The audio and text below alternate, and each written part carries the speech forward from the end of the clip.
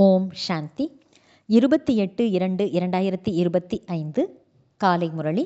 முரளியின் சாரம். பாபா சொல்றார், இனிமையான குழந்தைகளே, அமைதி வேண்டும் என்றால் அசரீரி ஆகுங்கள். இந்த தேக உணர்வில் வருவதால் தான் அமைதியின்மை ஏற்படுகிறது. அதனால் தங்கள் சுய தர்மத்தில் நிலைத்திருங்கள்.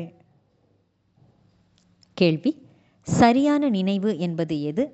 நினைவு செய்யும் நேரத்தில் எந்த விஷயத்தில் விசேஷமாக கவனம் தேவை? பதில்: தன்னை இந்த சரீரத்திலிருந்து தனிப்பட்ட ஆத்மா என்று புரிந்து கொண்டு தந்தையை நினைவு செய்ய வேண்டும். இதுதான் சரியான உண்மையான நினைவாகும். எந்த தேகமும் நினைவுக்கு வரக்கூடாது. இந்த கவனம் வைப்பது மிகவும் அவசியமாகும். நினைவில் இருப்பதற்காக ஞானத்தின் போதை உள்ளுக்குள்ளே ஏறி இருக்க வேண்டும். பாபா நம்மை முழு உலகத்திற்கும் எஜமானராக ஆக்குகின்றார். நாம் முழு கடல், முழு பூமிக்கும் எஜமானராக ஆகின்றோம் என்பது புத்தியிலே இருக்க வேண்டும். பாடல்: உன்னை அடைந்த நான் உலகையே அடைந்தேன். ஓம் சாந்தி. ஓம் என்பதன் அர்த்தமே அகம், நான் ஆத்மா என்பதாகும். மனிதர்கள் பிறகு ஓம் என்றால் பகவான் என்று புரிந்து கொள்கிறார்கள். ஆனால் அப்படி அல்ல. ஓம் என்றால் நான் ஆத்மா, இது என்னுடைய உடல். ஓம் சாந்தி என்று சொல்கிறோம் அல்லவா? அகம், அதாவது நான் ஆத்மா, எனது சுய தர்மம் அமைதியாகும். ஆத்மா தனது அறிமுகத்தை கொடுக்கிறது. மனிதர்கள் ஓம் சாந்தி என்று சொல்கிறார்கள். ஆனால் ஓம் என்பதனுடைய அர்த்தத்தை யாரும் புரிந்து கொள்வதில்லை. ஓம் சாந்தி என்ற வார்த்தை நன்றாக உள்ளது. நான் ஆத்மா, எனது சுயதர்மம் அமைதி. ஆத்மாக்களாகிய நாம் சாந்தி தாமத்தில் வசிப்பவர்கள். எவ்வளவு எளிமையான அர்த்தம்! நீட்டி முழக்கி சொல்லும் கட்டுக்கதை அல்ல. இந்த சமயத்தில் உள்ள மனிதர்களுக்கு இப்போது புதிய உலகமாக உள்ளதா அல்லது பழைய உலகமாக உள்ளதா என்று தெரியாது. புதிய உலகம் பிறகு எப்போது உண்டாகிறது? பழையதிலிருந்து பிறகு புதிய உலகம் எப்போது ஏற்படுகிறது என்பதை யாரும் அறியவில்லை.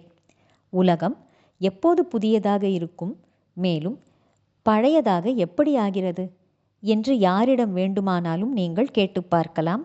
ஆனால் யாராலும் இதற்கு பதில் சொல்ல முடியாது. இப்போது கலியுகம் பழைய உலகமாக உள்ளது. சத்தியுகம் புதிய உலகம் என்று சொல்லப்படுகிறது. நல்லது.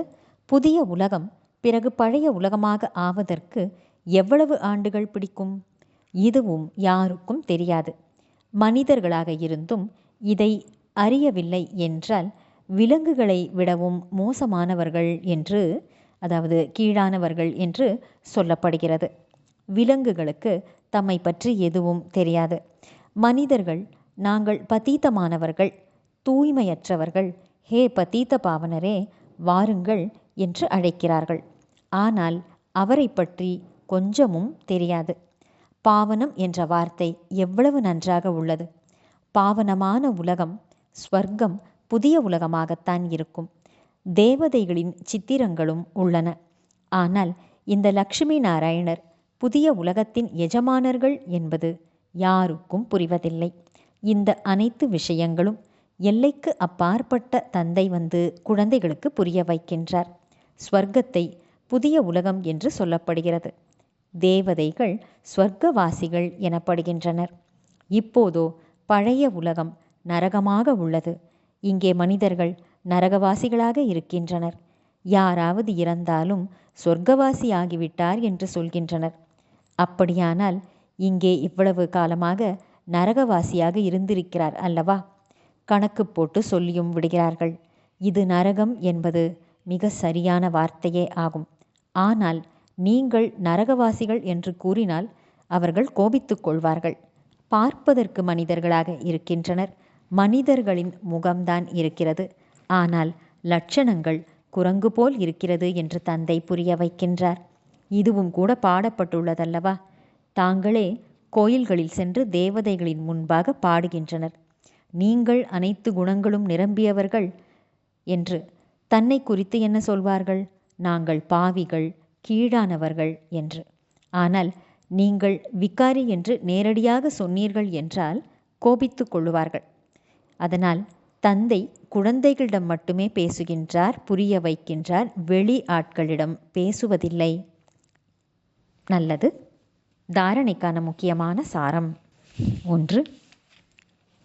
விகர்மங்களை வென்றவராக ஆவதற்காக யோக பலத்தின் மூலம் பாவ கர்மங்களின் மீது வெற்றியடைய வேண்டும். இங்கே பார்த்து கொண்டிருந்தாலும் புத்தியின் தொடர்பு தந்தை மற்றும் ஆஸ்தியின் மீது ஈடுபட்டிருக்க வேண்டும். 2. தந்தையின் ஆஸ்திக்கு முழுமையான அதிகாரத்தை பெறுவதற்காக சொந்த தாயின் குழந்தைகளாக ஆக வேண்டும். ஒரு தந்தையின் ஸ்ரீமத் படிதான் நடக்க வேண்டும். தந்தை புரிய வைப்பதை தானும் புரிந்து கொண்டு பிறருக்கும் புரிய வைக்க வேண்டும். வரதானம். தெய்வீக புத்தி என்ற லிஃப்ட் மூலம் 3 லோகங்களுக்கு பயணம் செய்யக்கூடிய சகஜ யோகி ஆகுக. விளக்கம். சங்கம யுகத்தில் அனைத்து குழந்தைகளுக்கும் தெய்வீக புத்தி என்ற லிஃப்ட் கிடைக்கிறது. இந்த அதிசயமான லிஃப்ட் மூலம் 3 லோகங்களில் எங்கு செல்ல வேண்டுமோ அங்கு சென்று விட முடியும். நினைவு என்ற சுவிட்சை ஆன் செய்தால் மட்டும் போதும். வினாடி நேரத்தில் நீங்கள் அங்கே சென்றடைந்து விடுவீர்கள். மற்றும் எவ்வளவு நேரம் எந்த லோகத்தின் அனுபவம் செய்ய விரும்புகிறீர்களோ அவ்வளவு நேரம் நீங்கள் அங்கே நிலைத்திருக்க முடியும்.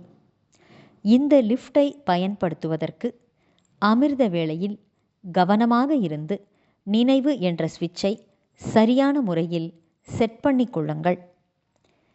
அதிகாரத்துடன் இந்த லிஃப்டை காரியத்தில் பயன்படுத்தும் போது நீங்கள் சகஜ யோகி ஆகிவிடுவீர்கள். கடினமாக உழைப்பது முடிவடைந்துவிடும். ஸ்லோகன். மனதை சதா மகிழ்ச்சியாக வைத்துக் கொள்வதுதான் வாழ்க்கையை வாழும் கலை ஆகும். நல்லது.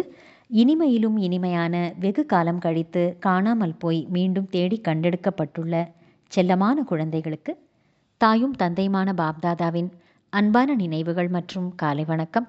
ஆன்மீக குழந்தைகளுக்கு ஆன்மீக தந்தையின் நமஸ்காரம்.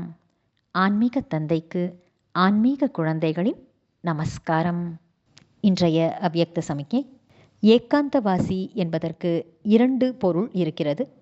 வெளியில் இருக்கும் ஏகாந்தம் அல்ல, அதாவது தனிமை அல்ல, ஆனால் ஒன்றின் ஆழத்தில் மூழ்கி விடுவது ஆகும். அதாவது ஒருவருடைய ஆழத்தில் மூழ்கி விடுவதாகும்.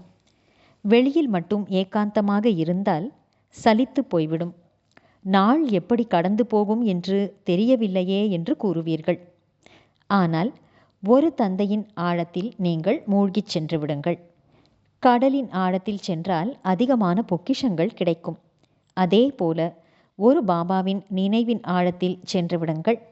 அதாவது தந்தையிடமிருந்து என்னென்ன பிராப்தியாக கிடைத்திருக்கிறதோ அதில் நீங்கள் மூழ்கிவிடுங்கள்.